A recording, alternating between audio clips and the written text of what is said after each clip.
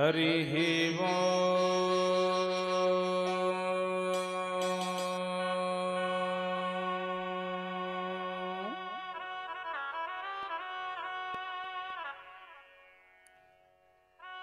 स्वस्ति श्री गणेशाय नमः।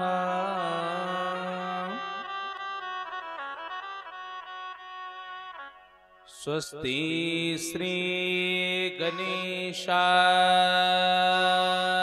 नमः। श्री सरस्वती नमः।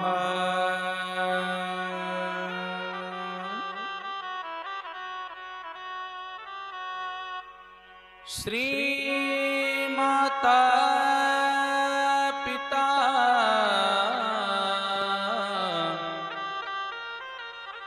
चरण कमलोभ्यो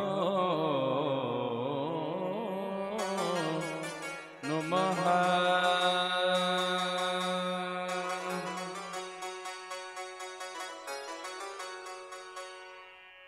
वक्रतुंड महाकाय सूर्यकोटि समप्रभा निर्विघ्नं कुरु मे देवो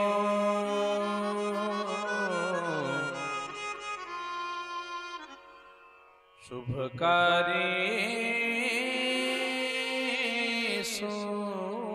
सर्वदा।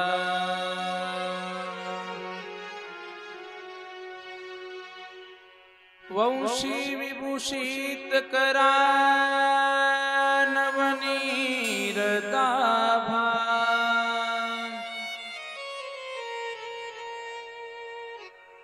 पीताम्बरादरुणबिम्ब फलाधरोष्टा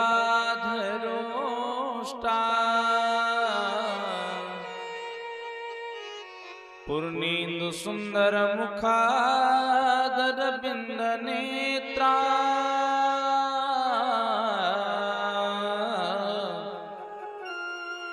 कृष्णात् परं किमपि तत्त्वमहं न जाने। नारायणं नमस्कृत्य नरं चैव नरोत्तमं देवीं सरस्वतीं व्यासं ततो जयमुदीरये।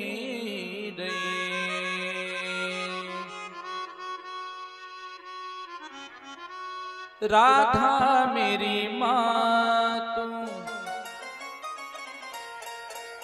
पिता है मेरो घनश्याम। इन दोनों के चरणों में मेरा बारंबार प्रणाम।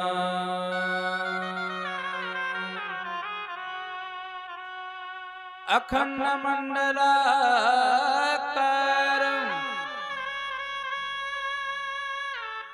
व्याप्तमेन चराचरं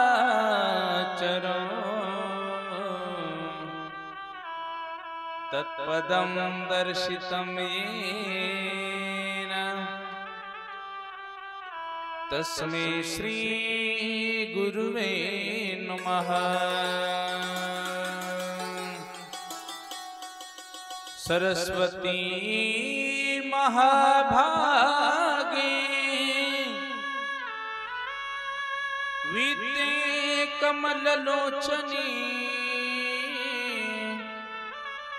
विश्वरूपे विशेलाक्षी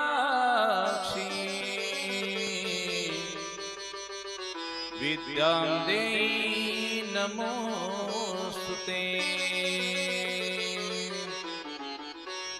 जय जय श्री राधा रमण जय जय नवल किशोर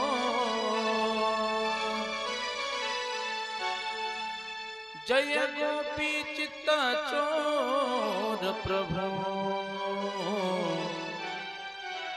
जय जय माखन चोर जय गोपी चित्त चोर प्रभु जय जय माखन चोर।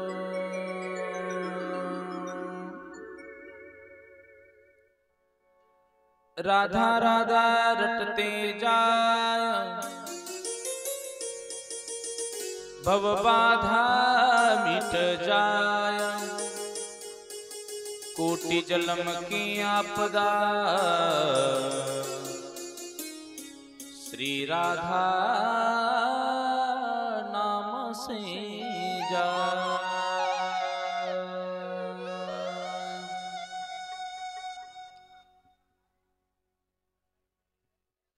आइए मन और वाणी को पवित्र करते हुए कुछ क्षण भगवान नाम का आस्वाद आपल्या मनाला आणि वाणीला पवित्र करण्यासाठी 1 मिनिटासाठी सर्वांनी सुंदर राधाकृष्णाचं भजन आणि द्वितीय दिवसाच्या सुंदर अशा कथा प्रसंगाला सुरुवात। आज मला वाटतंय मंडप भरेल अशी अपेक्षा आहे।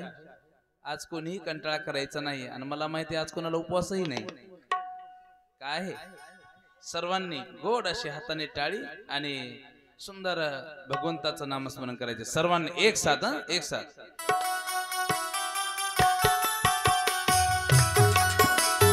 जय हो वाह एक साथ टाळीचा एक आवाज आला पाहिजे।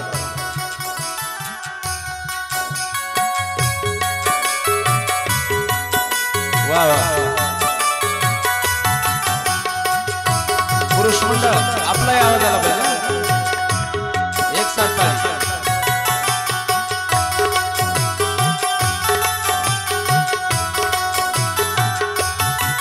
श्री राधे राधे गोविंद गोविंद राधे राधे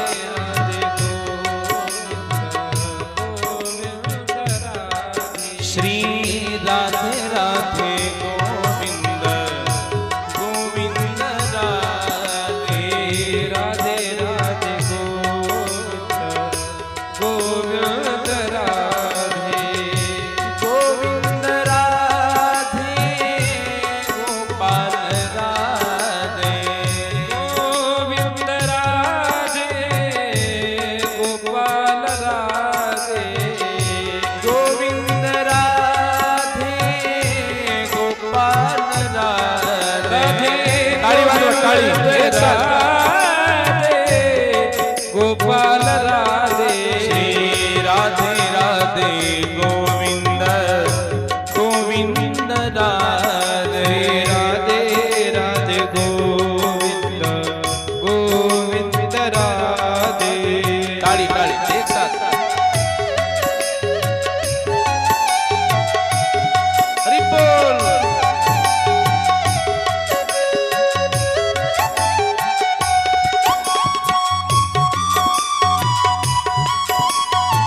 ताली की सेवा करते हुए सज्जन एक साथ श्री राधे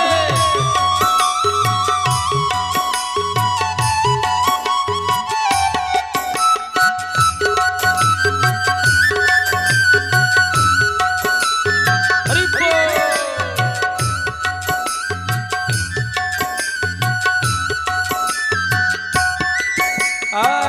गोविंद राधे गोपाल राधे गोविंद राधे तुमचा आवाज माझ्यापर्यंत येत नाही।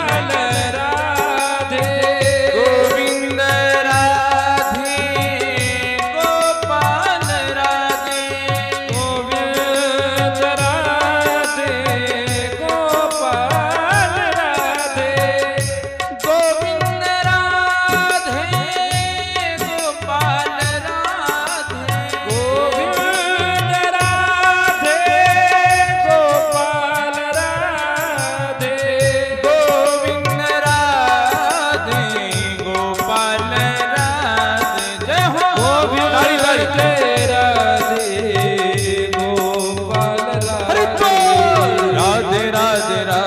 राधे राधे राधे राधे राधे राधे गोविंद राधे राधे राधे गोविंद हरि बोल राधे राधे गोविंद गोविंद राधे राधे राधे गोविंद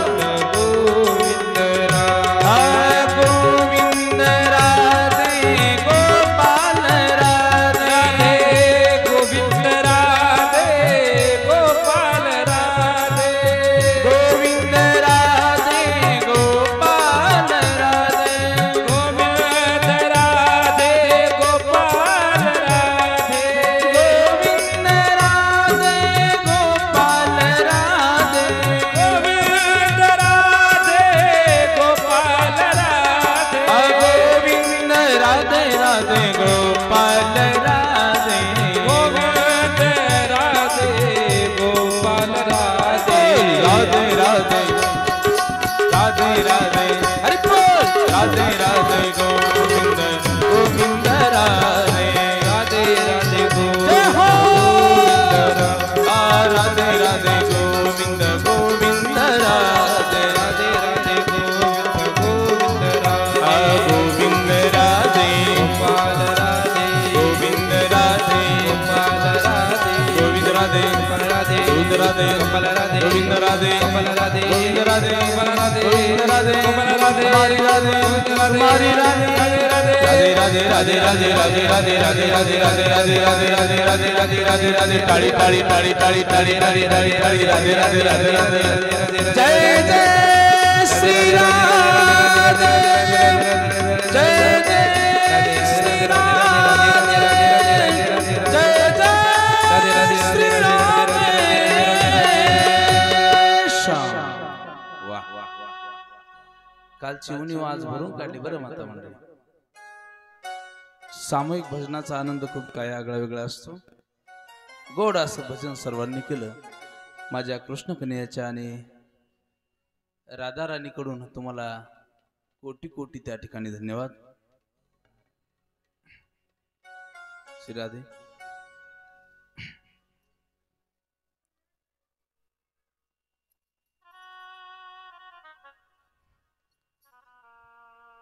गुरुर ब्रह्मा गुरुर विष्णु गुरुदेव महेश्वरा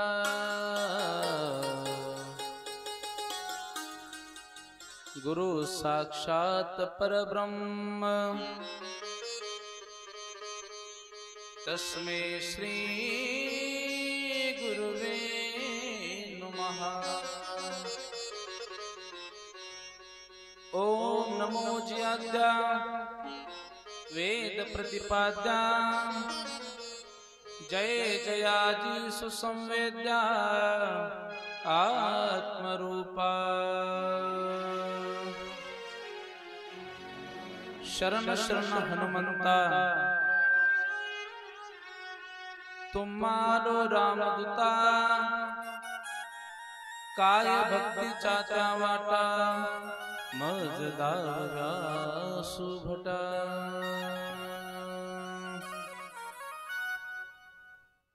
मंगलम भगवान विष्णु मंगलम गरुड़ध्वजा मंगलम पुंडरीकाक्षो मंगलायतनयो हरिः.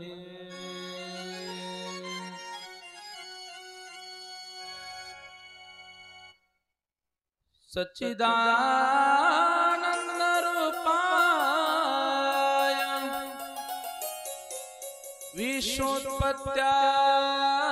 विश्वोत्पत्त्यादिहेतवे तापत्रय विनाशाय श्री कृष्णाय वयं नमः.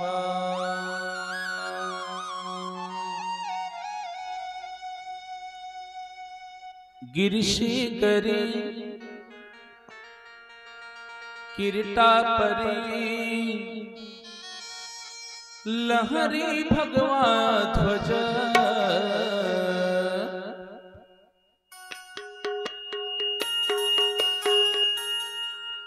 गिरीशी करी किरीटापरी लहरी भगवा ध्वज उगवला तारा तिमिर हरा गरजा शिवाजी राजा उगवला तारा तिमिर हरा गरजा शिवाजी राजा उगवला तारा तिमिर हरा गरजा शिवाजी राजा उगवला तारा तिमिर हरा गरजा शिवाजी राजा गिरीशी करी किरीटापरी लहरी भगवा ध्वज गिरीशी करी किरीटापरी लहरी भगवा ध्वज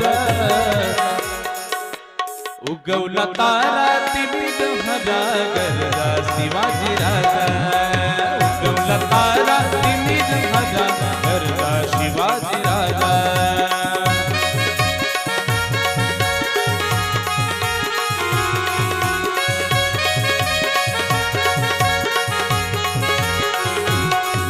क्षत्रिय कुलावतंस सिंहासनाधीश्वर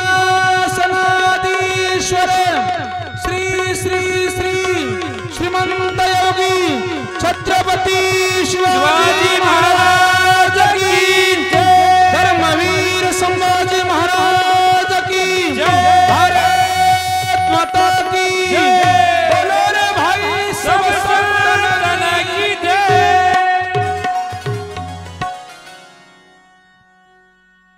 काल व्याल मुख ग्रास त्रास निर्नाश हेतवे श्रीमद् भागवतं शास्त्रं कलो किरेन भाषितम्। परम मंगलमय परात्पर अखिलेश्वर आवाज द्या। अकारण करुणावरणालय भक्तवांचे कल्पतरू तडविदित विनंदित पितांबरधारी नंद नंद आनंद कंद गोपाल ब्रजचंद या कृष्ण कन्याची वाङ्मय प्रतिस्वरूपा श्रीमद् भागवत महापुराण कथा सप्ताह श्रवण विधी कुमारे तत्र भाषितः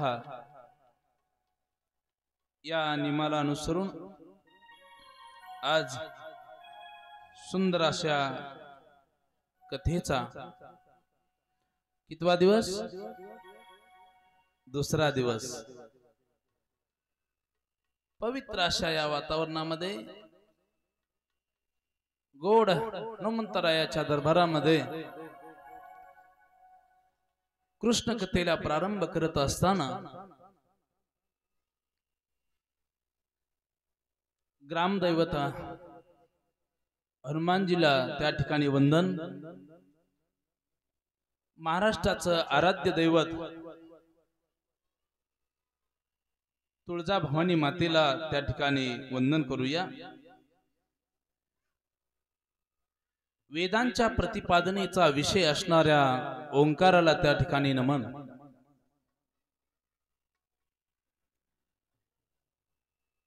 अभिनव वाग्विलासिनी विनावादिनी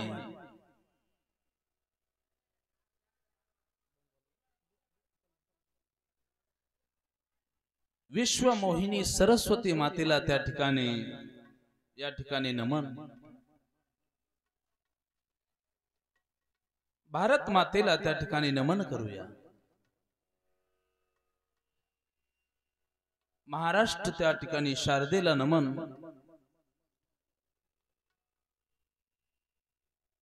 सकल संत हृदय सम्राट विश्वमावली ज्ञानेश्वर महाराजांना त्या ठिकाणी नमन करूया।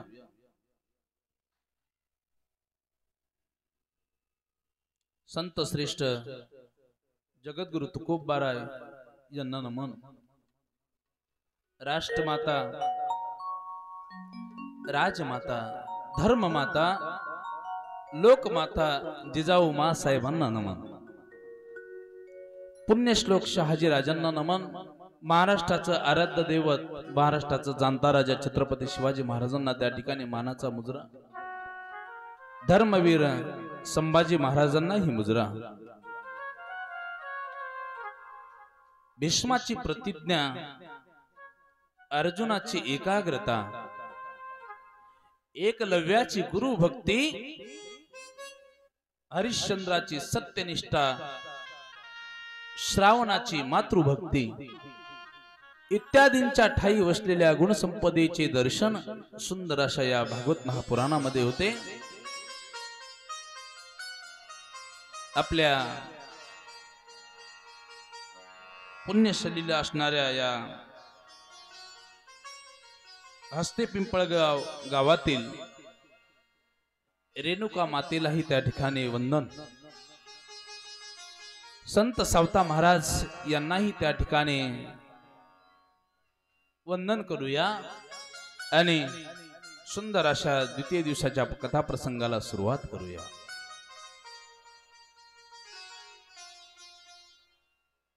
वार्षिक नियमाप्रमाणे सुरू असलेल्या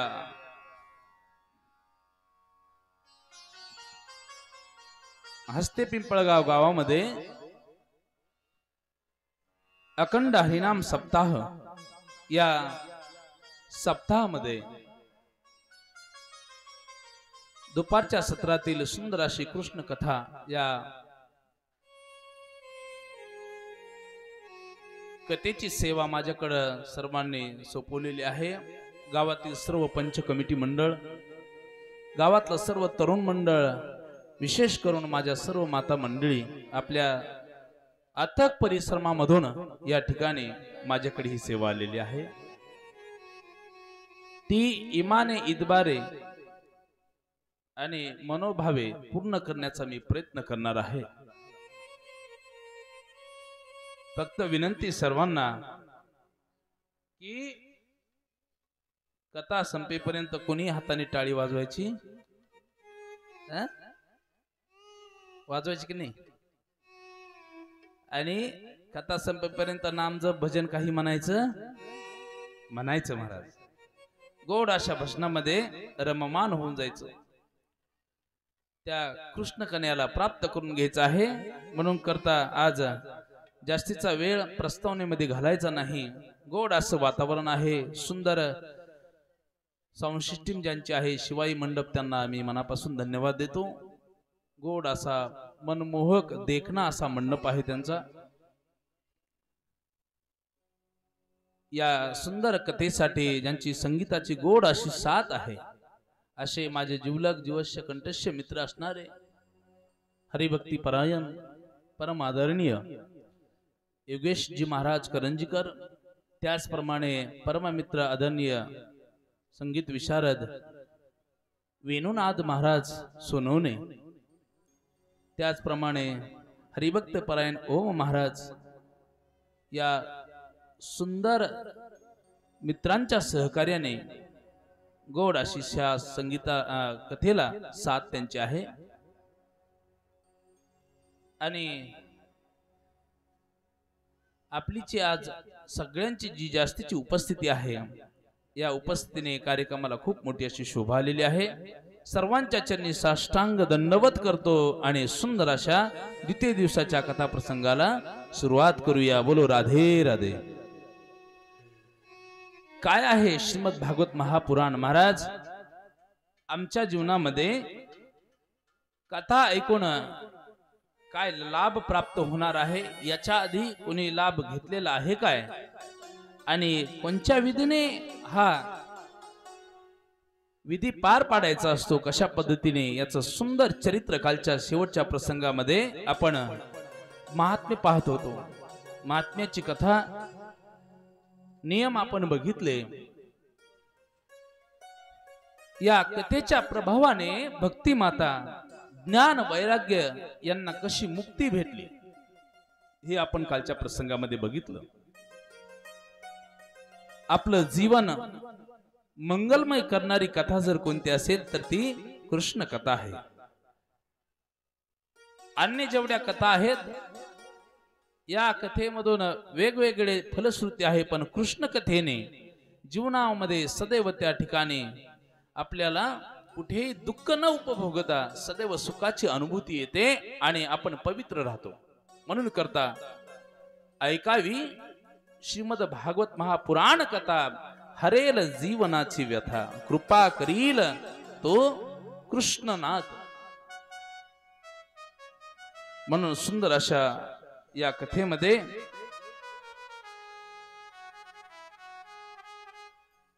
आपणाला सर्वांना मुक्ती प्रदान करून घ्यायची आहे. जय जय भागवता, जय श्री भागवता, जय जय भागवता, जय श्री भागवता, जय जय भागवता, जय जय भागवता, जय जय भागवता, जय जय भागवता. ओ जय जय भागवता, जय श्री भागवता, जय जय भागवता, जय श्री भागवता, भागवता, जय जय भागवता, जय जय भागवता, जय जय भागवता. जिसे श्रवण कर मिट जाती है हो, जिसे श्रवण कर मिट जाती सो जन्म जन्म की व्यथा. जय जय भागवता, जय श्री भागवता, जय जय भागवता, जय श्री भागवता, जय जय भागवता, जय जय भागवता, जय जय भागवता, जय जय भागवता. इसी श्रवण से मिट जाती है जन्म जन्म की व्यथा. जय जय कृष्ण कथा, जय जय कृष्ण कथा. या कथेच्या श्रवणाने काय होतं मातांनो? जन्म जन्मामध्ये व्यथा दूर होते. मी तर असं म्हणेल, एकदा तुम्ही कृष्ण कथा ऐकली की पुन्हा तुम्हाला जन्मही नाही आणि मृत्यू नाही. जन्म मरणाचा फेरा याच्यातून मुक्तता तुमची होणार. तुम्हाला पुन्हा जन्मही नाही आणि मृत्यू नाही. साक्षात भगवंताच्या जवळ स्थान भेटल्याशिवाय राहणार नाही. त्याच्यासाठी काय करावं लागेल? ऐकावी श्रीकृष्ण कथा. त्यासाठी तुम्हाला कृष्ण कथा श्रवण करावी लागेल. आणि कथेच्या श्रवणाने मुक्तीच भेटते बरं का. मुक्ती माहिती ना सर्वांना? तुम्हाला नुक्ती माहिती असेल, पण मुक्ती पण माहित पाहिजे. मुक्ती किती प्रकारच्या आहेत? 4 प्रकारच्या आहेत. सलोकता, समीपता, स्वरूपता आणि सायुज्यता. सर्वात श्रेष्ठ जर मुक्ती कोणती असेल तर ती सायुज्यता मुक्ती. पण एक वेळेस काय झालं मातांनो, ही जी मुक्ती आहे ना, ही मुक्ती पण कृष्ण कन्हैयाला, भगवंताला म्हणते, देवा तुझी भक्ती करणारे जेवढे भक्त आहेत ना, या भक्तांना तू मुक्त करून टाकतोस, त्यांना मुक्ती प्रदान करून देतो. पण माझी मुक्ती कधी होईल? कोण म्हणतंय? मुक्ती. मुक्ती कहे गोपाल से, मेरी मुक्ती बता दो. माझी मुक्ती कधी होईल असं म्हटल्याबरोबर भगवान कृष्ण कन्हैया म्हणतात, हे मुक्ती, तुला जर मुक्त व्हायचं असेल तर तू काय कर? वृंदावनच्या भूमीमध्ये. मातांनो, तुम्ही कोणत्या भूमीला जा, नका जाऊ, 4 धाम करा, नका करू, पण एक वेळेस वृंदावन भूमीला जा. वृंदावनला आतापर्यंत कोण कोण गेलं बरं? कोणी गेलंय का आपल्यात? कोणी गेलं वृंदावनला? कोणी गेलं नाही अजून? एक वेळेस तुम्ही वृंदावनला जा. वृंदावनला गेल्याबरोबर तुम्हाला माझ्या कृष्ण कन्हैयाच्या बालस्वरूपाचं दर्शन झाल्याशिवाय राहणार नाही. साक्षात देव तुम्हाला तुमच्या दृष्टीस बघायला भेटणार. गल्लोगल्ली कृष्ण कन्हैया आहे बरं.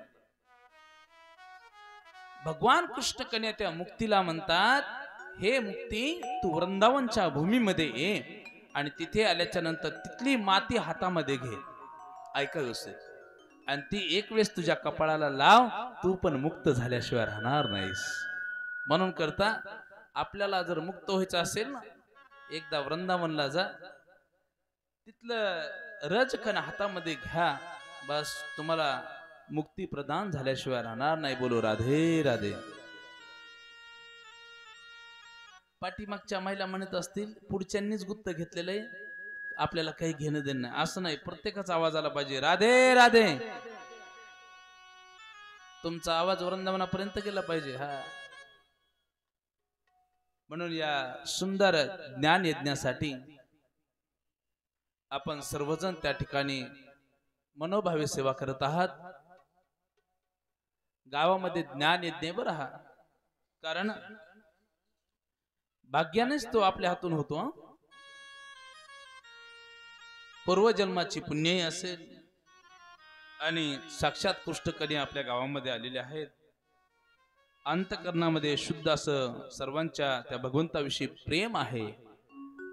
आणि कुठल्याही यज्ञामध्ये पुरुष मंडळी महिला मंडळ सर्वांनी व्यवस्थित ऐका, कुठल्याही यज्ञामध्ये आपला थोडा तरी वाटा पाहिजे बरं, त्याशिवाय तो यज्ञ पूर्ण होत नसतो. यज्ञामध्ये आपलं थोडं तरी सहकार्य पाहिजे, थोडं तरी सहकार्य पाहिजे. कुणाची परिस्थिती नसेल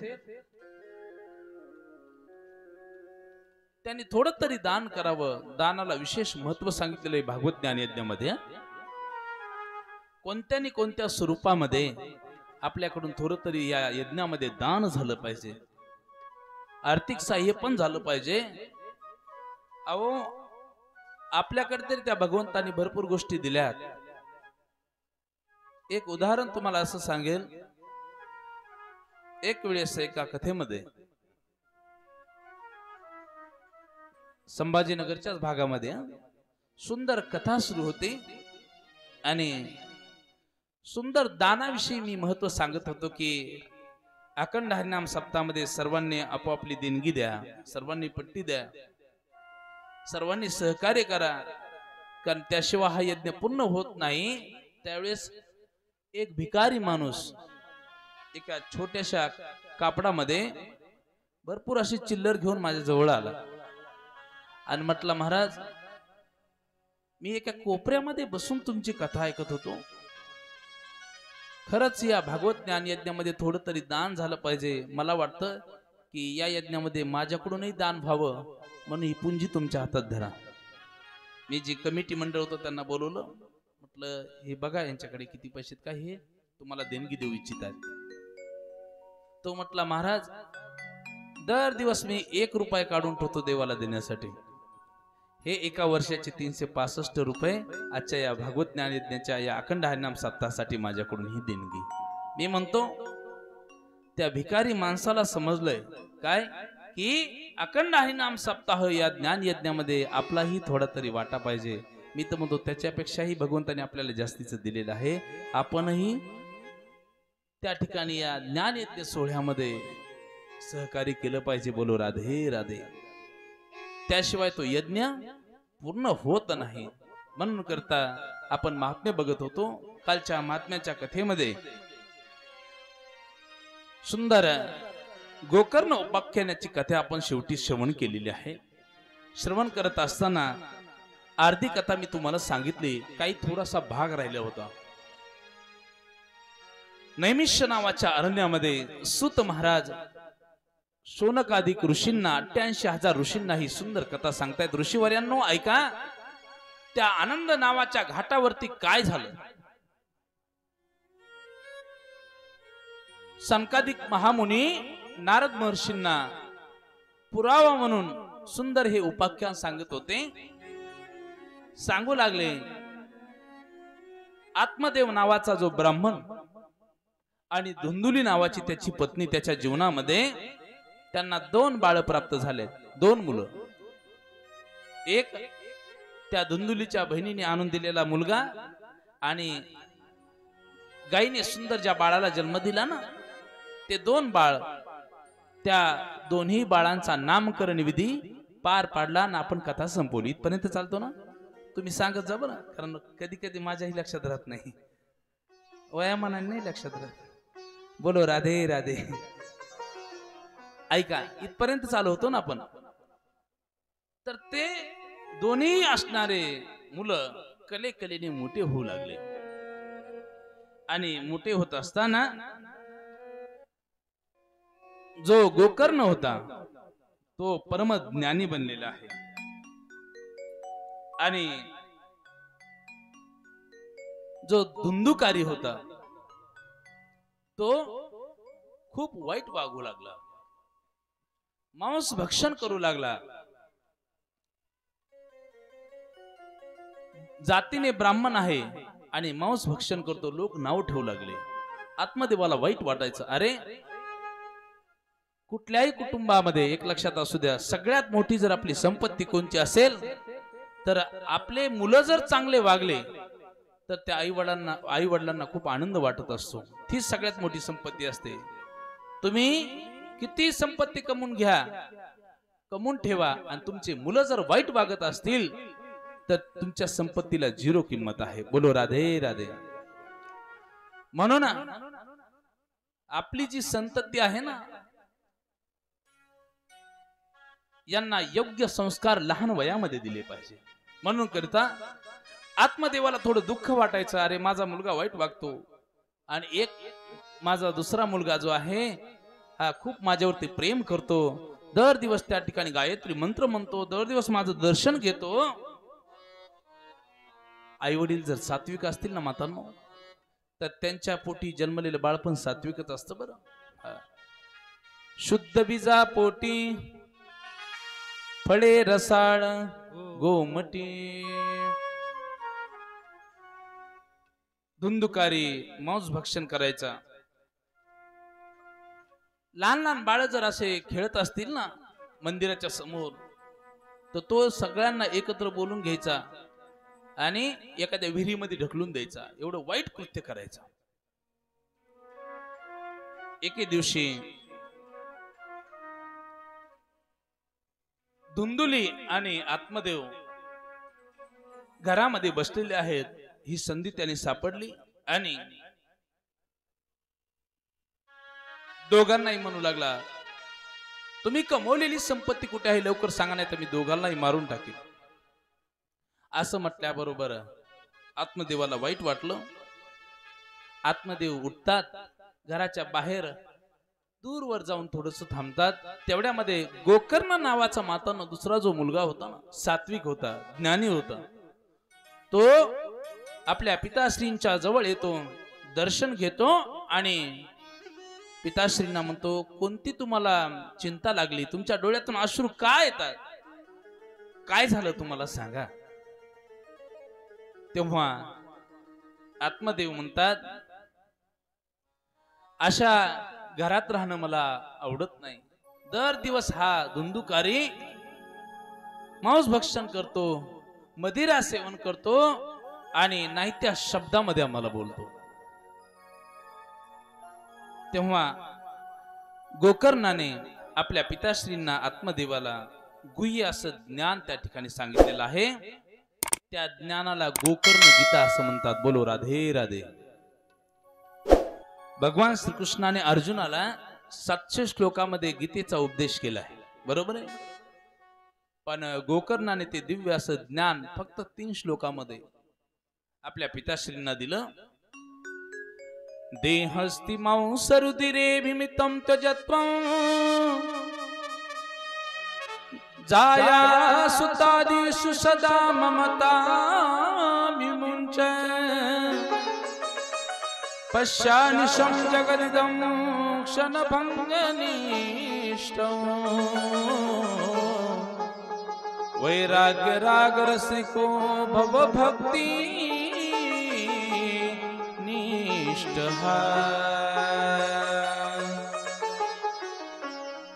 गोकर्ण आत्मदेवाला म्हणतात, हे पिताश्री,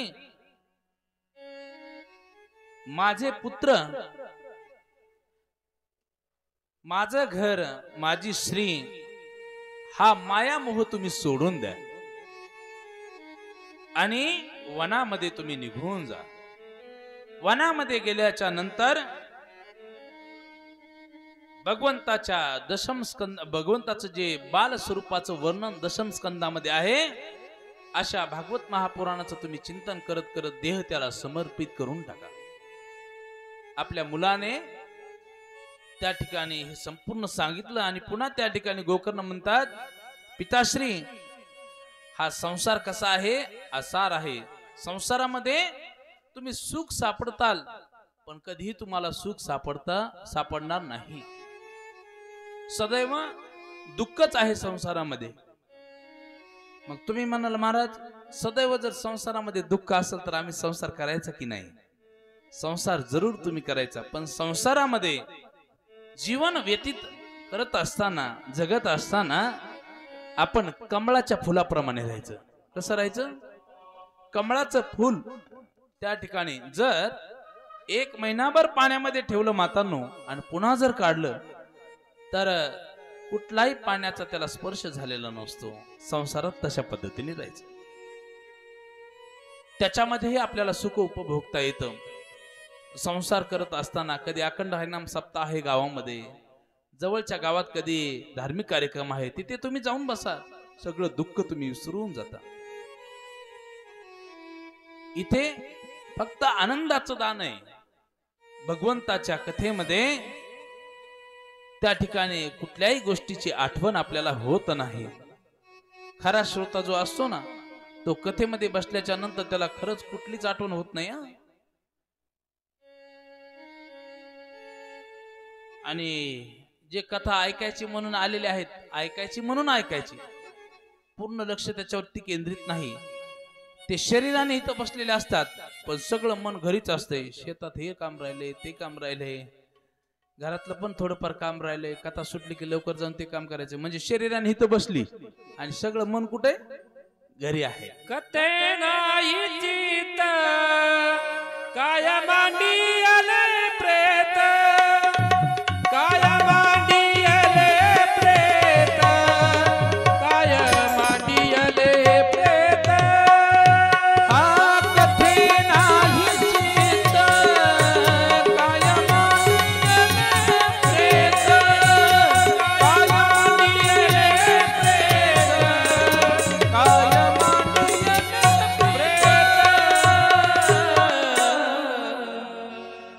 कथे नाही चित्त. ऐका, कथेमध्ये जर तुमचं चित्त नसेल तर ते शरीर म्हणजे प्रेता समान आहे बरं. म्हणून कथा ऐकत असताना पूर्ण सर्वांगाने या ठिकाणी कथा ऐकायची. तन मन धन सगळ्या गोष्टी या ठिकाणी ठेवायच्या. तेव्हा गोकर्ण आत्मदेवाला सुंदर उपदेश करत आहेत. पिताश्री, संसार आसार आहे आणि या जगामध्येच नाही तर इंद्राच्या अमरवतीला जरी गेलं ना, तरी तिथे इंद्राला पण सुख नाही. काही काही लोकांना खूप मोठा अभिमान असतो. कोणाला संपत्तीचा अभिमान आहे, कोणाला संततीचा अभिमान आहे, कोणाला रूपाचा अभिमान आहे, वेगवेगळ्या पद्धतीचे अभिमान आहेत. कथा त्याच्यासाठीच आहे. सर्व प्रकारचा अभिमान नष्ट झाला पाहिजे, याच्यासाठी कृष्ण कथा आहे. बोलो राधे राधे. तुम्ही कितीही पुण्य कमवा, त्या ठिकाणी इंद्र जरी झाला ना, पुण्य संपलं की त्याला खाली यावं लागतं. म्हणून आम्हाला फक्त त्या ठिकाणी पुण्यच कमवायचं नाही, तर आम्हाला त्या ठिकाणी भगवत स्वरूप व्हायचं आहे. म्हणून कृष्ण कथा श्रवण करायची आहे. गोकर्ण म्हणतात, तुम्ही वनामध्ये निघून जा, या संसारामध्ये तुम्ही थांबू नका. उपदेश केल्याच्या नंतर आत्मदेव घरातून निघून जातात आणि वनामध्ये गेल्यानंतर भागवत महापुराणामध्ये जो दशम स्कंद आहे, त्या दशम स्कंदाचं चिंतन करत असताना भगवंताच्या बाल स्वरूपाचं वर्णन करत करत करत करत आपला देह भगवंताला समर्पित करून दिला. गोपाल कृष्ण भगवान की जय. आता ऐका, सगळ्यांना माहित झालं उत्तम नावाच्या नगरामध्ये की आपल्या गावातले आत्मदेव त्या ठिकाणी देवा घरी निघून गेलेले आहेत. इकडे आता घरामध्ये आत्मदेवाच्या राजवाड्यामध्ये कोण कोण राहिले? धुंदुली त्यांची पत्नी, दुसरा एक मुलगा, काय नाव त्याचं? धुंदुकारी, आणि ही गोकर्ण. एके दिवशी त्या धुंदुकारीने पुन्हा आपल्या आईला विचारलं, आई सांग, माझ्या वडिलांनी धन संपूर्ण कुठे ठेवलेलं आहे, नसता मी तुला मारीन. हे शब्द ऐकले तिलाही पश्चाताप झाला. का पश्चाताप झाला? कारण आपल्या पतीला ती खोटं बोलली होती पहा. आणि हा मुलगा तिचा आहे का? नाही. तिला पश्चाताप वाटू लागला आणि एका विहिरीमध्ये तिने उडी टाकली. तिने पण जीवन संपून टाकलं. आता घरामध्ये कोण राहिले? दोघ जण भाऊ राहिले, गोकर्ण आणि धुंदुकारी. गोकर्णही म्हणतो, अशा घरात मी तरी कशाला राहू. गोकर्णाने धुंदुकारीला सांगितलं, दादा मी तीर्थयात्रा करण्यासाठी आता निघून जातो. धुंदुकारीला तेवढंच पाहिजे होतं, घरात मी एकटाच, या घरात माझ्या व्यतिरिक्त कोणी नको. गोकर्ण त्या ठिकाणी तीर्थयात्रा करण्यासाठी निघून जातात आणि धुंदुकारी वाईट वागत असताना त्याला 5 वेशाची संगत त्या ठिकाणी लागली आणि 5 वेशाला घेऊन त्या ठिकाणी तो राहू लागला. गावामध्ये चोऱ्या करायचा, अनेक ठिकाणी मोठमोठाले डाके टाकायचा. एके दिवशी एका राजाच्याच घरी त्याने डाका टाकला.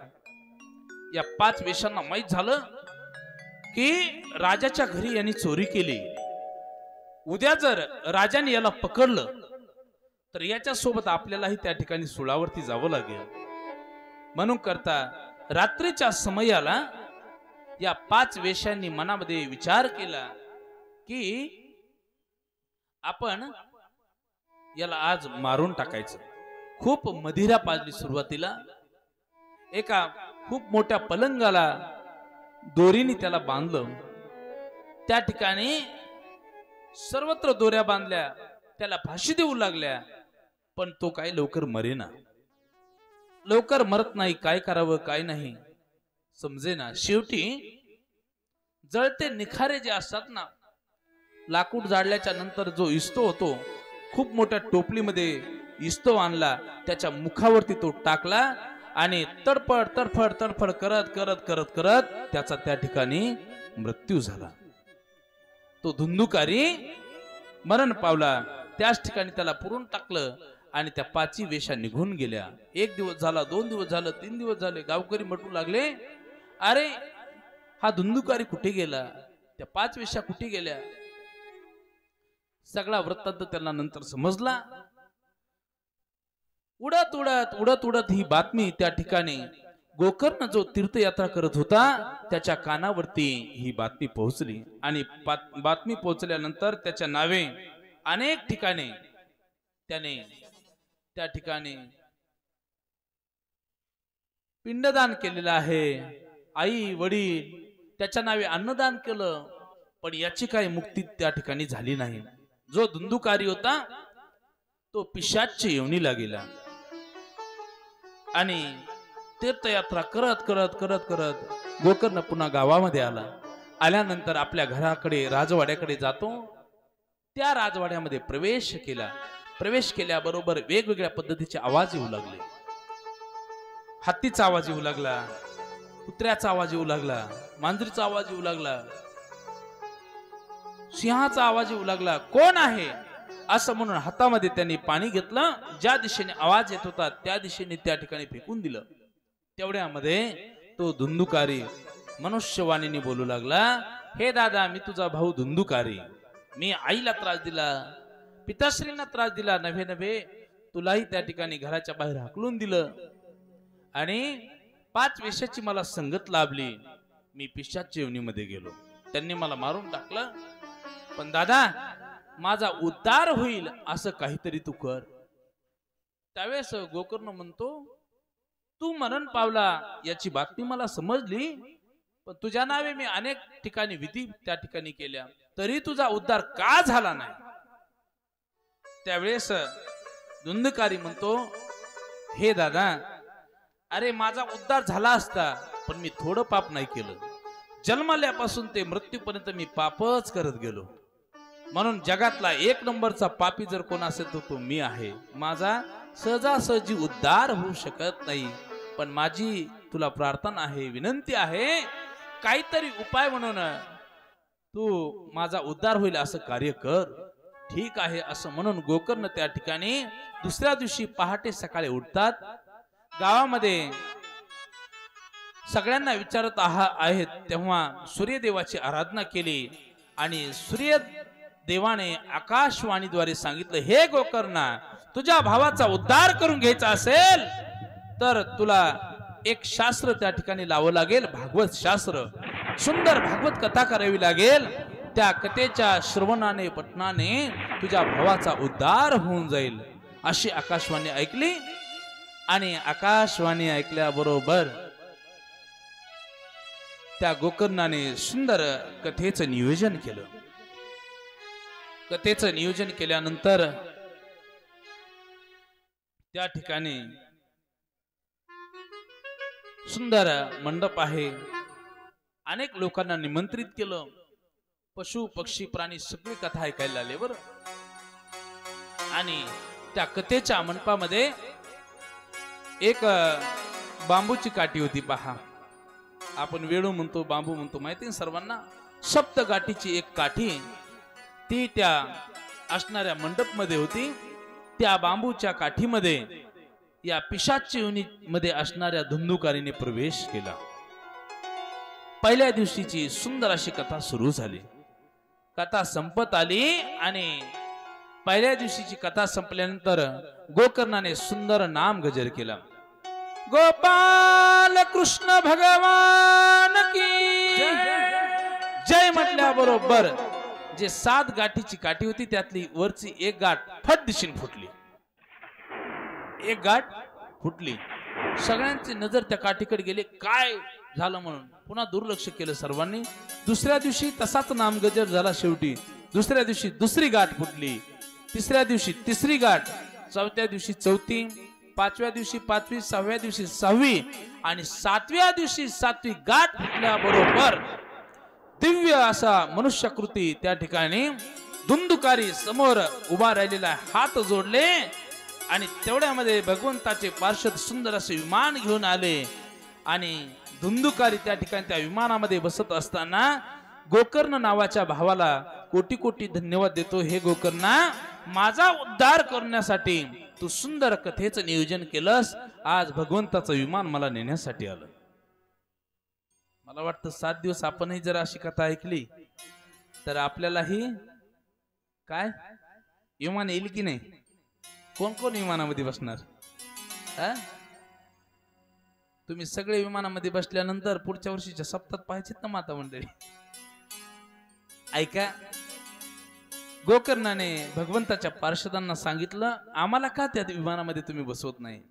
त्यावेळेस भगवंताचे पार्षद म्हणतात की या धुंदुकारीने एकाग्रतेने कथा श्रवण केली, थोडंही लक्ष इकडे तिकडे विचलित होऊ दिलं नाही. 7 दिवसाची कथा पूर्ण त्या ठिकाणी ग्रहण केली. कुठेही त्या ठिकाणी विक्षेप त्या ठिकाणी होऊ दिला नाही. तशा पद्धतीची कथा तुम्ही कोणीही ऐकली नाही. जर तुम्ही तशा पद्धतीची कथा ऐकली असती तर तुम्हालाही विमान नेण्यासाठी आलं असतं. आता पुढे चालून तुम्ही जर कधी कथेचं नियोजन केलं तर धुंदुकारी सारखी कथा श्रवण करा, तुम्हालाही नेण्यासाठी पुन्हा आम्ही विमान घेऊन येऊ असं म्हणून त्या ठिकाणी धुंदुकारी भगवंताच्या धामाला निघून जातात. गोपाल कृष्ण भगवान की जय. नंतर पुढे गोकर्णाने त्या ठिकाणी श्रावण महिन्यामध्ये सुंदर त्या ठिकाणी कथेचं नियोजन केलं आणि 7व्या दिवशी अनेक विमान त्या ठिकाणी त्या उत्तम नावाच्या नगरामध्ये आले आणि जशी प्रभू रामचंद्रांनी स्वतःची अयोध्या नगरी स्वतःच्या धामाला घेऊन गेले होते तशा पद्धतीने उत्तम नावाचं नगर पूर्ण भगवंताच्या धामाला त्या ठिकाणी भगवंताचे पार्षद घेऊन गेले. व्यास महर्षी सुंदर वर्णन करतात. इकडे सूत महाराज सांगतात शौनकादिक ऋषींना, धन्या भागवती वार्ता प्रेत पीडा विनाशिनी सप्ताहो पितता धन्या कृष्ण लोक फल श्रद्धा धन्या भागवती वार्ता प्रेत पीडा विनाशिनी धन्य आहे भागवत कथा मातांनो या कथेच्या श्रवणाने पिशाच्य योनीतल्या माणसाला मुक्ती भेटते आम्ही तर तेवढे पापी नाहीत ना आमचा उद्धार नक्की त्या ठिकाणी झाल्याशिवाय राहणार नाही बोलो राधे राधे जोर से हा असा प्रतिसाद तुमचा पाहिजे तुम्ही मोठ्याने राधे राधे म्हटलात की मला वाटतं तुम्ही जाग्यात हा काही काही जण नुसते बघतात पण ते मनात पूर्ण झोपी गेलेले असतात बरं तसं म्हणाव तर एकदम ऊन लागत नाही काही नाही एकदम गार सावली कुठलाही त्या ठिकाणी लगेच कथा सुटली की इकडे भजन झालं की भोजन आहे ना सगळ्या गोष्टी जर अनुकूल असतील तर कथाही त्या पद्धतीने श्रवण करायचे ऐका सुंदर त्या ठिकाणी भागवताच्या महात्म्यामध्ये गोकर्ण उपाख्यान आपण श्रवण केलं नंतर नारद महर्षींना आनंद वाटला त्या आनंद नावाच्या घाटावरती सनकादिक महामुनी म्हणतात हे नारद महर्षी जे श्रोते आहेत ना त्या श्रोत्यांचे 3 प्रकार सांगितलेले आहेत एक श्रोता असतो एक श्रोता असतो आणि एक सर्वता असतो पहा श्रवण करत असताना जो श्रोता आहे तो कथा ऐकताना झोपी जातो याला श्रोता म्हणतात हिंदीमध्ये सो रहा है असं म्हणतो ना आपण सर्वता जो असतो तो काय करतो ऐकतो पण अर्धी कथा ऐकतो आणि अर्धी सोडून देतो म्हणजे कधी कधी इकडे तिकडे त्याचं लक्ष असतं आणि श्रोता जो असतो श्रोता हा एकही शब्द इकडे तिकडे जाऊ न देता पूर्ण कथा त्या ठिकाणी संग्रहित करून ठेवतो याला उत्तम श्रोता असं म्हणतात बोलो राधे राधे तो हंसाप्रमाणे असतो पहा असं वर्णन आलंय भागवतशास्त्रामध्ये आपण पाण्यामध्ये दुधामध्ये पाणी टाकून दूध जर या एखाद्या पातेल्यामध्ये जर ठेवलं हंस नावाचा पक्षी येतो तो दूध पित असताना तुम्हाला फक्त पाणी खाली शिल्लक दिसेल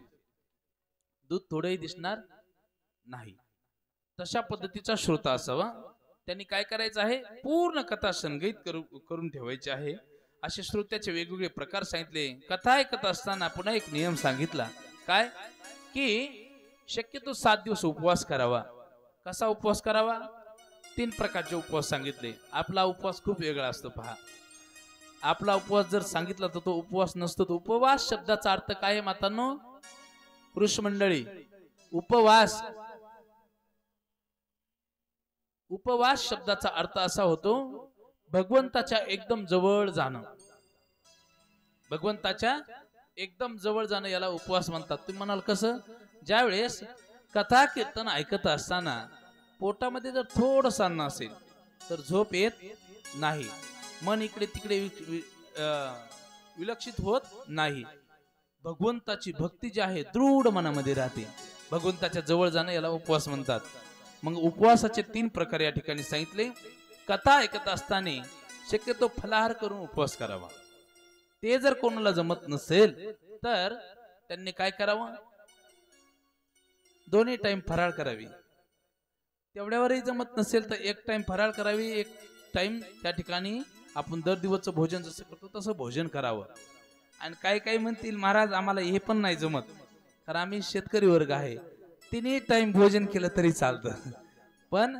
कथेमध्ये झोपून चालत नाही 3 टाइम तुम्ही भोजन करा पण कथेमध्ये झोप येईल एवढंही भोजन त्या ठिकाणी तुम्ही करायचं नाही अशा पद्धतीचे उपवासाचे प्रकार सांगितले उपवास त्या ठिकाणी करायचा सांगितला असं सुंदर त्या ठिकाणी महात्म्य सांगितलं आणि महात्म्य सांगितल्याच्या नंतर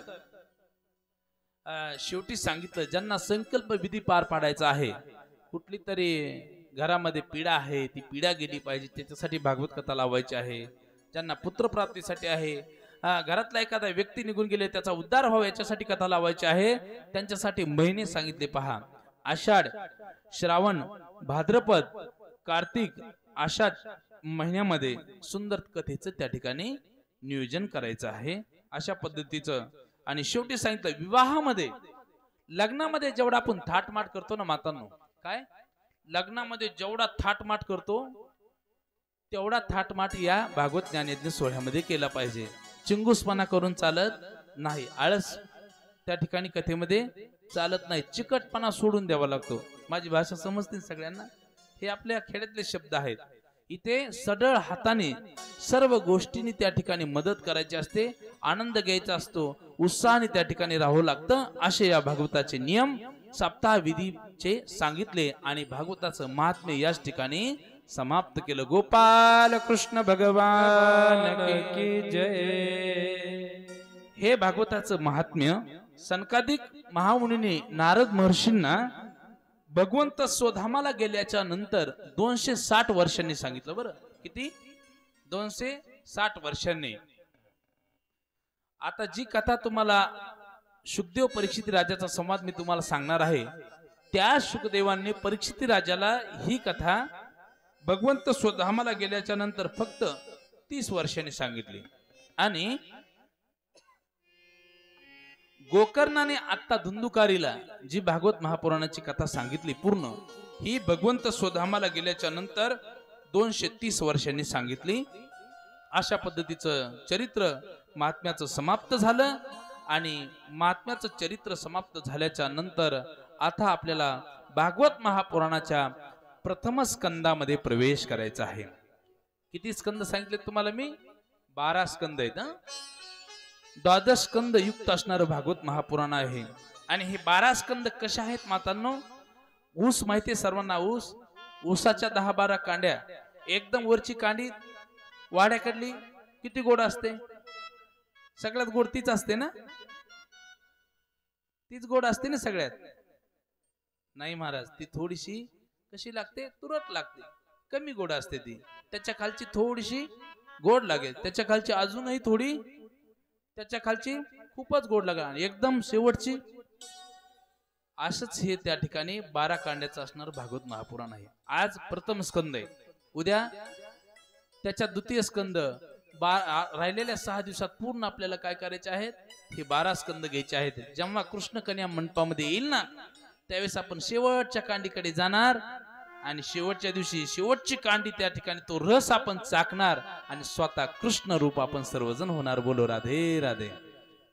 ऐका, सुंदर प्रथम स्कंदामधला पहिला श्लोक एवढा सुंदर आहे, पहा काय आहे तो श्लोक.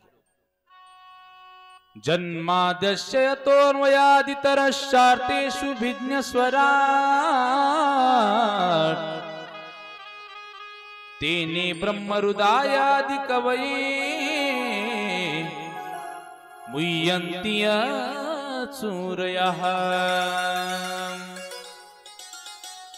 तेजो वारी मृदां यथा विनिमयो यत्र त्रिसर्गो मृषा धाम्ना स्वेन सदा निरस्तकुहकं सत्यं परं धीमहि सत्यं परं धीमहि. किती सुंदर श्लोक आहे, समजला तुम्हाला? नाही महाराज, ते संस्कृत आहे ना, आम्हाला ते मराठी मायबोली भाषेमध्ये सांगा. या श्लोकामध्ये एवढं सुंदर वर्णन केलेलं आहे. सत्य स्वरूप असणाऱ्या भगवंताचं ध्यान सांगितलं. व्यासजी सुंदर नमन करतात. भागवताची रचना सुरुवात सत्यम परम धीमहि या शब्दाने त्या ठिकाणी करतात. या विश्वाला जो कारण आहे त्या सत्य परम असणाऱ्या भगवंताला आम्ही नमन करत आहोत. आणि काय सांगितलं?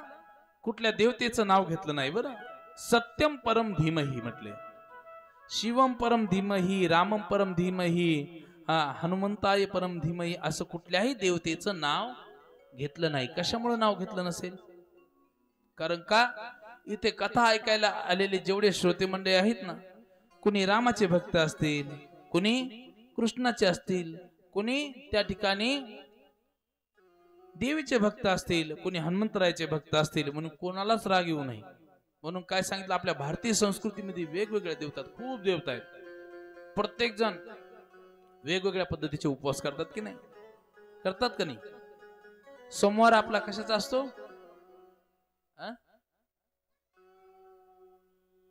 सोमवार कशाचा असतो मातांनो? महादेवाचा धरता ना तुम्ही? महादेव सोमवार आला की आपण सगळेजण लगेच भगवान शंकराची भक्ती करतो. हे भोळ्या शंकरा, हे भोळ्या शंकरा,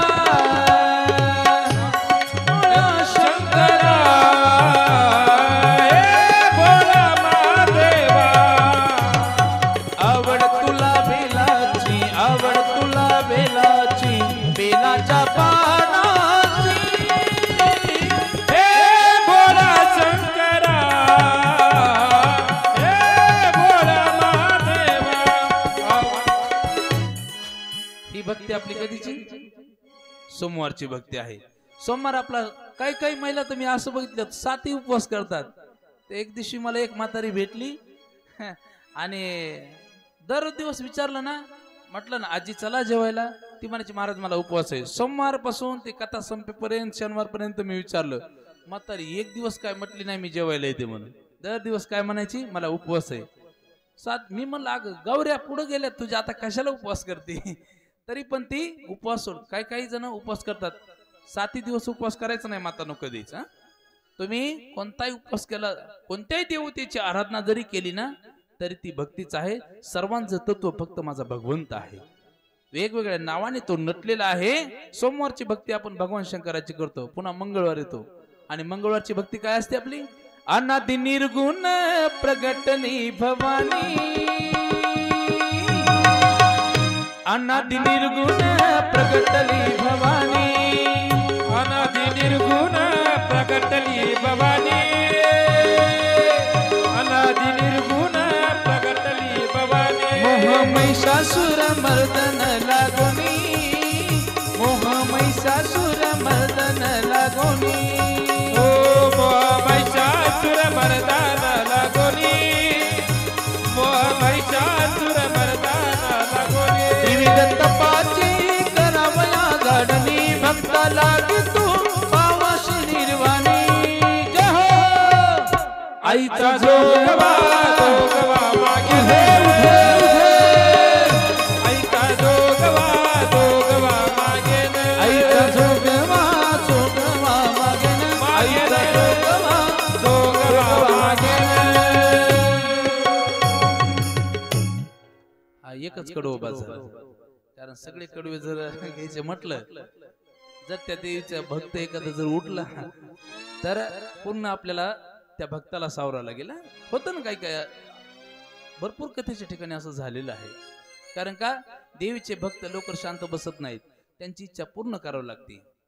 कोणालाही मी नाव ठेवत नाही बरं का, कोणाचं अंतःकरण दुखवत नाही. पण मला असं वाटतं मातांनो, कोणाला राग येऊ देऊ नका, क्षमा मागून बोलतो. हजारामध्ये एखाद्या मातेच्या अंगात येणं वेगळं बरं का. खरंच एखाद्या मातेच्या अंगामध्ये देवीचा वास असू शकतो, खरंच देवीचा वास असू शकतो. पण हजारामधल्या 500 महिला जर उठल्या आणि जर त्यांच्या काय आपल्याकडे काय म्हणतो, हाजरी येणं म्हणतो का, असं काहीतरी म्हणतात, अंगात येणे. आणि 500 महिला जर नाचू लागल्या आणि 500 महिलाच्या अंगात जर आलं, तर कथाकारांनी काय समजायचं? सगळ्याच्याच अंगामध्ये देव नाही येऊ शकत. खरंच खरंच देवीची भक्ती करणारी एखादी स्त्री असते, तिच्या अंगामध्ये बरोबर देवीचा वास असतो बरं का. संचारते ती. अशी भक्ती कोणत्या वारची? मंगळवारची. आणि बुधवार येतो पुन्हा. बुधवारची भक्ती काय असते? कुणाची भक्ती? विठ्ठलाची ना. बुधवार आमच्या वारकरी संप्रदायामध्ये ज्यावेळेस काही काही महाराज मंडळींना बुधवार असतो, आमच्या भगवंताच्या विठ्ठलाची भक्ती करणारे अनेक वारकरी आहेत. विठ्ठल माझा माझा माझा माझा माझा, विठ्ठल माझा मी विठ्ठलाचा, विठ्ठल माझा माझा माझा माझा माझा, विठ्ठल माझा मी विठ्ठलाचा. ओ विठ्ठल माझा माझा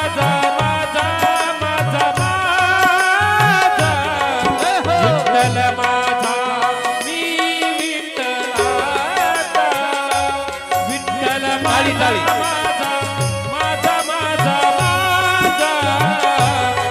विठ्ठल माझा मी विठ्ठलाचा विठ्ठल माझा विठ्ठल माझा विठ्ठलाचा विठ्ठल माझा विठ्ठल माझा मी विठ्ठलाचा विठ्ठल माझा विठ्ठल माझा मी विठ्ठलाचा विठ्ठल माझा विठ्ठल माझा मी विठ्ठलाचा विठ्ठल माझा विठ्ठल माझा विठ्ठल माझा माझा माझा माझा विठ्ठल माझा मी विठ्ठला हरी बोल. विठ्ठल माझा माझा माझा माझा माझा विठ्ठल माझा मी विठ्ठलाचा ही कधीची भक्ती आपली बुधवारची भक्ती आहे आणि बुधवारची भक्ती झाल्याच्या नंतर पुन्हा गुरुवारची भक्ती काय निघालो घेऊन दत्ताची पालकी निघालो घेऊन दत्ताची पालकी निघालो घेऊन दत्ताची पालखी निघालो घेऊन दत्ताची पालखी दिगंबरा दिगंबरा श्रीपाद वल्लभ दिगंबरा दिगंबरा दिगंबरा श्रीपाद वल्लभ दिगंबरा दिगंबरा दिगंबरा श्रीपाद वल्लभ दिगंबरा दिगंबरा दिगंबरा श्रीपाद वल्लभ दिगंबरा ही कधीची भक्ती गुरुवारची. महाराज लवकर सांगा आता. पुन्हा शुक्रवार येतो. शुक्रवारी पुन्हा आपली भक्ती कोणती असते? हा संतोषी तुमच्या पाठ आहे हो. तुम्ही मला कशाला बोलवलं? आणि पुन्हा शनिवार येतो पहा. शनिवार आल्याच्या नंतर पुन्हा सगळ्यात शनिवारचे भक्त जर कोण असतील ना तर ऐका, जेवढे पहिलवान लोक आहेत ना ते सगळ्यात जास्त भक्त कोणाचे? आमच्या हनुमंतरायाचे. पहा अंजनीचा सुता तुला रामाचं वरदान अंजनीचा सुता तुला रामाचं वरदान एकमुखाने बोला बोला जय जय हनुमान एकमुखाने बोला बोला जय जय हनुमान. ओ अंजनीचा सुता तुला रामाचं वरदान अंजनीचा सुता रामाचं वरदान एकमुखानं बोला बोला जय जय हनुमान एकमुखानं बोला बोला जय जय हनुमान. ही भक्ती कधीची? शनिवारची आहे. आता एकच वार राहिला बरोबर ना? कोणता? रविवारचे भक्त कोणाचे माहिती? खंडोबारायाचं येडाबाई लागल मुरळीला येडाबाई लागल वाचना येडाबाई लागल वाचना. ओ लागल मुरळीला येडाबाई लागल वाजना.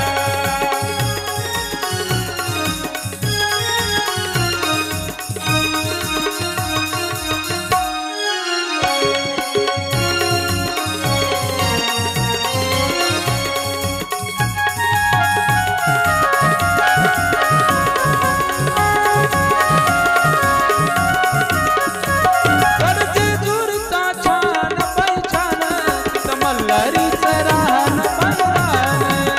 हरी करान बैरान मल्हारी करान बैरान.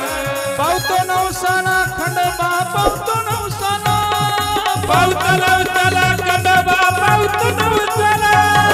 खंडोबा खंडोबा खंडोबा खंडोबा खंडोबारायाचं येडाबाई लागल मुरळीला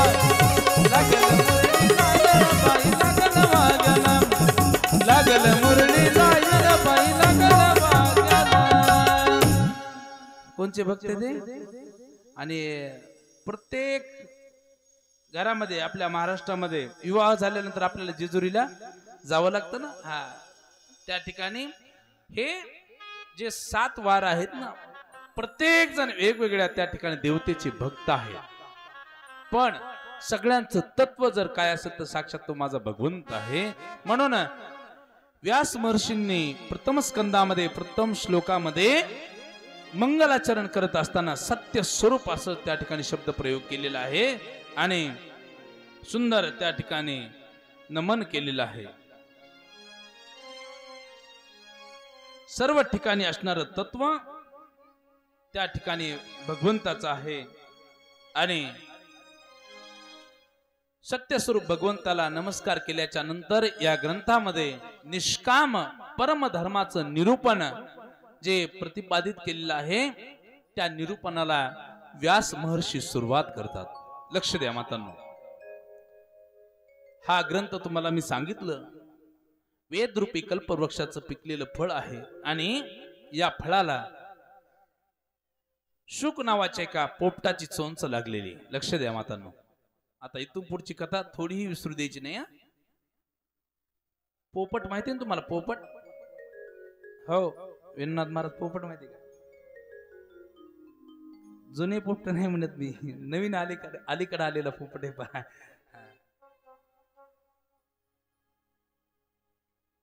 पोपट बोलतो, तुम्हाला माहिती असावं. हो पुरुष मंडळी, पोपट बोलतो की नाही?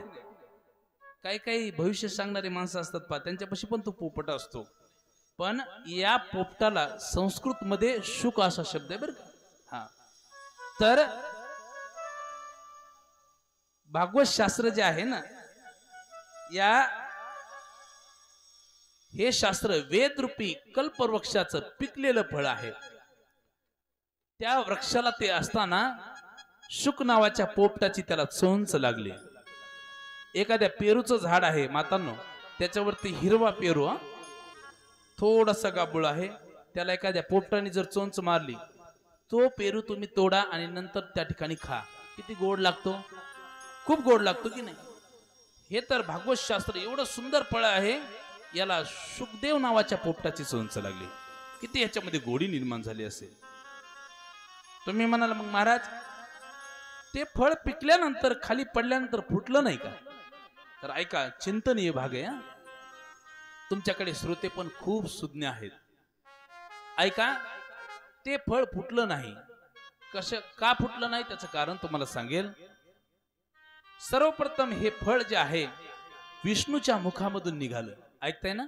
विष्णूच्या मुखातून निघालं आणि ब्रह्मदेवाच्या फांदीवरती येऊन थांबलं. ब्रह्मदेवाच्या फांदीवरती येऊन थांबलं. नंतर ब्रह्मदेवाच्या मुखामधून ते निघालं आणि नारदजींच्या फांदीवरती येऊन थांबलं. नंतर नारद महर्षींच्या मुखामधून निघालं आणि व्यासजींच्या फांदीवरती थांबलं. नंतर व्यास महर्षींच्या मुखामधून निघालं, शुकदेव नावाच्या ऋषीच्या फांदीवरती ते थांबलं. नंतर शुकदेव नावाच्या ऋषीच्या मुखामधून निघालं आणि परीक्षिती राजाच्या फांदीवरती येत असताना त्या ठिकाणी सूत महाराज, शौनकादिक ऋषी या सगळ्यांना ते ऐकायला, प्राशन करायला भेटलं. अशा पद्धतीचं हे फळ आहे. आणि मातांनो, या फळामध्ये बी नाही बरं का. प्रत्येक फळामध्ये काय असतं? आंब्यामध्ये काय असतं? कोई असते, बरोबर आहे. प्रत्येक बोर खातो आपण, बोरामध्ये पण त्या ठिकाणी बी असते. पेरूमध्ये पण बी असते, पण या फळामध्ये बी नाही, फक्त गरज आहे. जसा पेढा असतो ना, पेढ्यामधलं काही काढून आपण खातो का? पूर्ण पेढा जसा हातावरती दिला तसाच मुखामध्ये टाकतो ना, तशाच पद्धतीचं हे भागवत रूपी शास्त्र, हे फळ असं आहे, याच्यामध्ये कुठलीही बी नाही. हे फळ असं आहे, 7 दिवसामध्ये ते आपल्या मुखामध्ये टाकायचं आणि संग्रहित करून ठेवायचं. गोड त्याचा रस चाकायचा. पिबत भागवतम रसमालयम असा शब्द प्रयोग या ठिकाणी केलेला आहे. या ठिकाणी ते सुंदर असणार फळ आपल्याला प्राशन करायचं आहे. म्हणून त्या ठिकाणी या प्रथम स्कंदाच्या चरित्रापूर्वी बोलायला मला आवडेल. आनंदाचे वर्ष आले घेऊनी नाम अमृताची खान. आनंदाचे वर्ष आले घेऊनी नाम अमृताची खान. हस्ते पिंपळ गावातील लोकांनी कथेचं नियोजन सुंदर केलेलं आहे, छान. सर्वांनी निर्णय घेतलेला आहे, छान. आपण सर्वजण एकत्र मिळून 7 दिवस भगवान कृष्ण कन्याचं करणार आहेत गुणगान. भगवान कृष्ण कन्याचं करणार आहोत गुणगान. कथेला प्रारंभ त्या ठिकाणी प्रथम स्कंदाला होत आहे. सूतजींनी सूत आणि शौनकादिक ऋषी यांचा संवाद सुरू असताना या ठिकाणी सूत महाराजांनी परम पावन कथा त्या ठिकाणी शौनक नावाच्या ऋषीवर यांना सांगितली. सूत महान संत आहेत आणि संत हे जगाच्या कल्याणासाठी जगाच्या उद्धारासाठी आपला देह चंदनाप्रमाणे झिजवत असतात. संत कोण असतात माहिती? संत हे वकील आहेत. वकील आपली भक्ती आपण भगवंतापर्यंत डायरेक्ट पोहोचू शकत नाहीत. आपण आपली भक्ती संत त्या ठिकाणी भगवंतापर्यंत पोहोचतील. भगवंत नावाचा जेज आहे मोठा. आपण एक भक्तीचे आरोपी आहोत आणि संत नावाचं जे वकील आहेत हे माध्यम आहे. त्या संतांच्या माध्यमातून भगवंतापर्यंत जेव्हा आपली भक्ती पोहोच होते आणि त्या जेजचा निकाल आपल्या बाजूने ज्यावेळेस लावतो तो जेज, त्यावेळेस आपला उद्धार होतो. बोलो राधे राधे. तेव्हा नैमिष्य नावाच्या अरण्यामध्ये सुंदर हे सत्र सुरू आहे. आता नारद महर्षी आणि सनकादिक महामुनी यांची जोडी थांबली बरं का. प्रथम स्कंदामध्ये त्यांची जोडी नाही.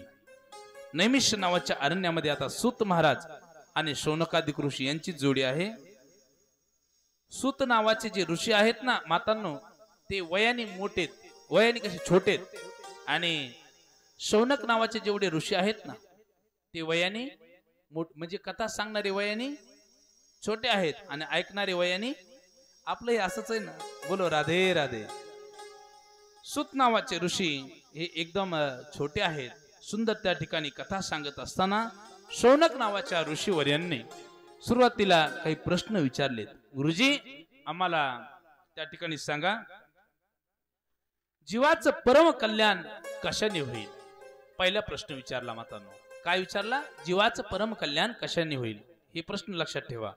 दुसरा प्रश्न विचारला, काय सर्व शास्त्रांचं सार काय आहे?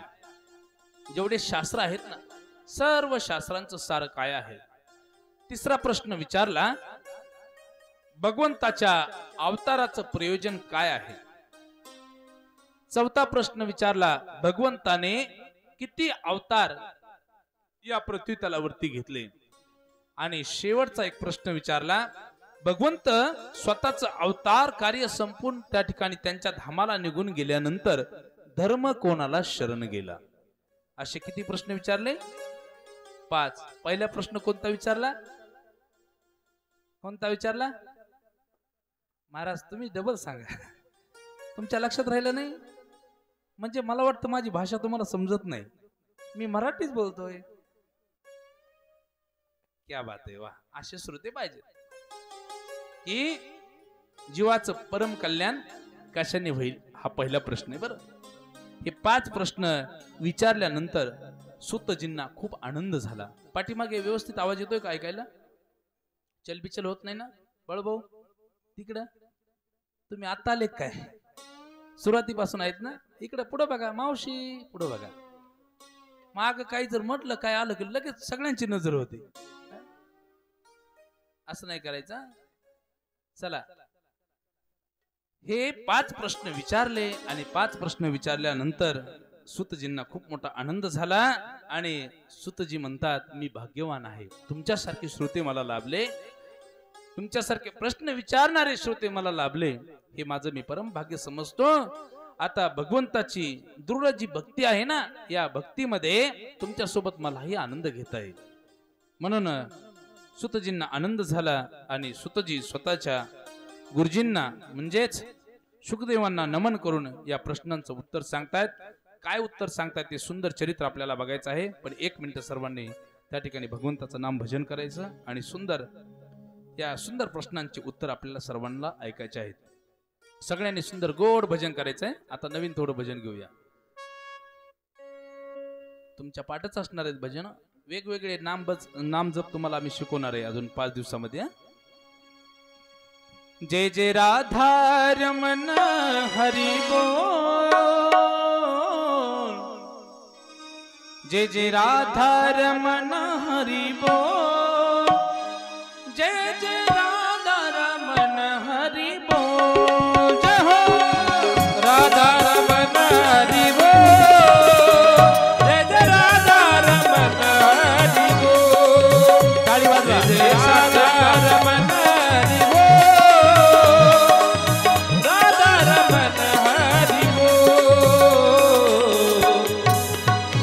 ऐका एक काम करूया,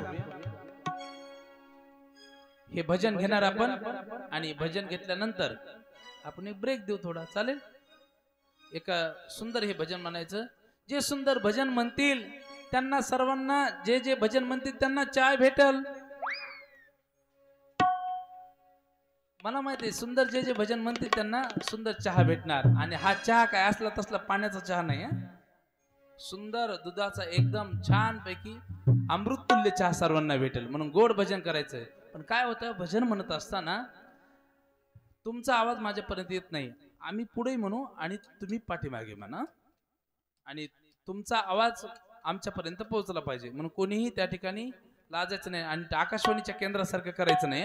अर्धा टप्पा इकडे अर्धा टप्पा तिकडे मागं पुढे होऊ द्यायचं नाही. सगळ्यांनी एक साथ जय जय राधा रमण हरी बोल, जय जय राधा रमण हरी बोल.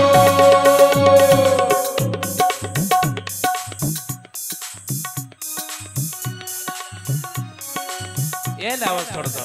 जय जय राधा रमण हरी बोल, जय जय राधा रमण हरी बोल.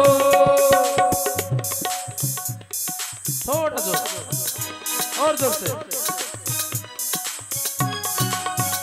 जय जय राधा रमण, जय जय राधा रमण, जय जय राधा रमण, जय जय राधा रमण.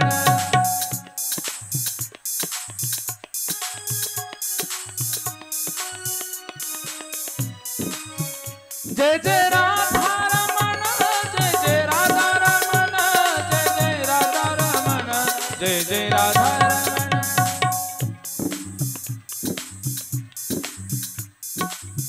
जमाले जमाले हरि बोल टाळी. जय जय राधा, जय जय राधा, जय जय राधा रमण हरि बोल, जय जय राधा रमण हरि बोल, हरि बोल.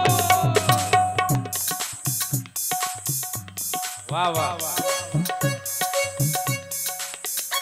तुमचा आवाज जेवढा सुंदर आहे वाटतं एखादी म्हातारीच ओळखून टाका तुमच्यावर, पण ती सापडली पाहिजे. हरि बोल.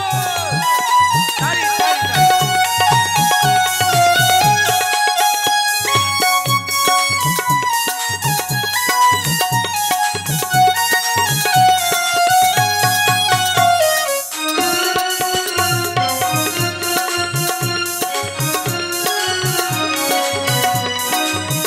राधे बोल, राधे बोल, वृंदावन की गलियन डोल. राधे बोल, राधे बोल, वृंदावन की गलियन डोल. जय जय राधा, जय जय राधा, जय जय राधा रमण हरि बोल, जय जय राधा रमण हरि बोल, जय जय राधा रमण हरि बोल, राधा रमण हरि बोल, जय जय राधा रमण हरि बोल, जय जय राधा रमण हरि बोल. ताली ताली. जय जय राधा रमण हरि बोल, जय जय राधा रमण हरि बोल, जय जय राधा रमण हरि बोल, जय जय राधा रमण हरि बोल, जय जय राधा रमण हरि बोल. गोपाल कृष्ण भगवान की जय, राधा रानी सरकार की जय, आज के आनंद की जय, श्रीमद् भागवत महापुराण की जय, छत्रपति शिवाजी महाराज की जय. बोले रे भाई सब संतन